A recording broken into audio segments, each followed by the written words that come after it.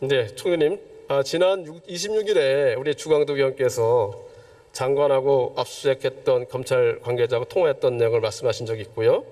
사실 저희 당은 이것을 통해서 검찰과 야당이 야합하고 있다 이렇게 보고 있습니다. 근데 또 오늘 어제 또 더 심한 것이 나왔습니다.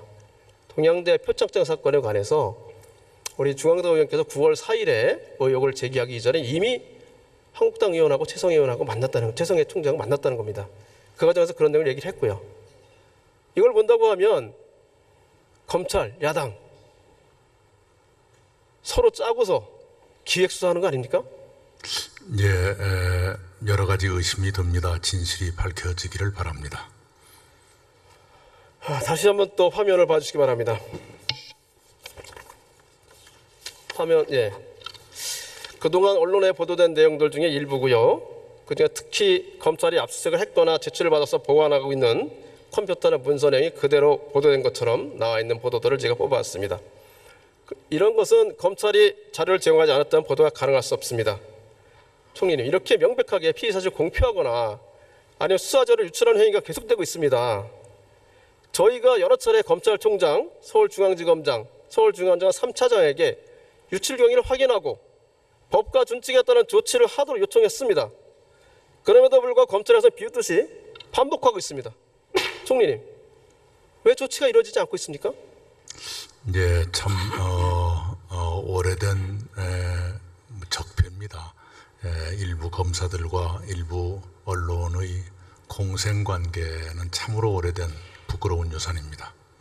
의지가 없는 겁니다. 기본적으로 잘못됐다는 생각을 하지 않고 있는 거고요.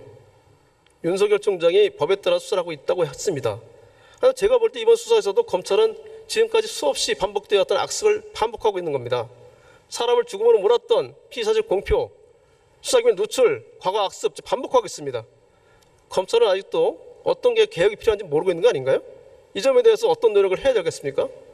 네, 바로 이러한 문제들이 국민들의 일상에 어떠한 해를 줄 수도 있겠구나 하는 것을 일반 국민들께서도 공감하시고, 그래서 바로 검찰개혁 요구가 뜨겁게 분출되고 있는 것이다 이렇게 생각합니다. 어제 대통령께서 이 부분에서 말씀하셨고요. 지시를 하셨고 윤석열 총장도 오늘 그런 발표를 했습니다.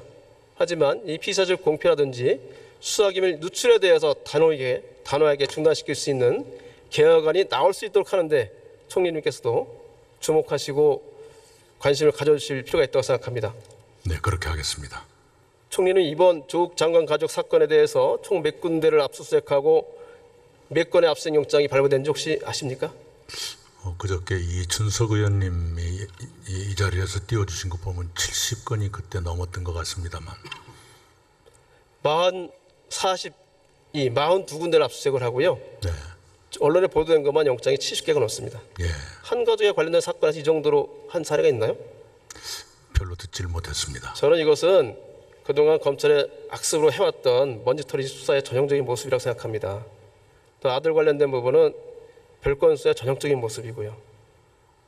이 점에 대해서 분명히 우리가 인식을 해야 될 것 같습니다. 총리님 어떻게 생각하십니까? 예, 대통령께서도 말씀하신 바와 같이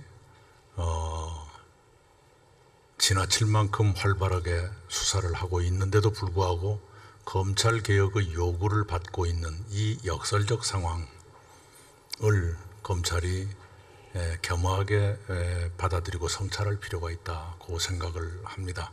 네, 총리는 화면 한번 봐주시기 바랍니다.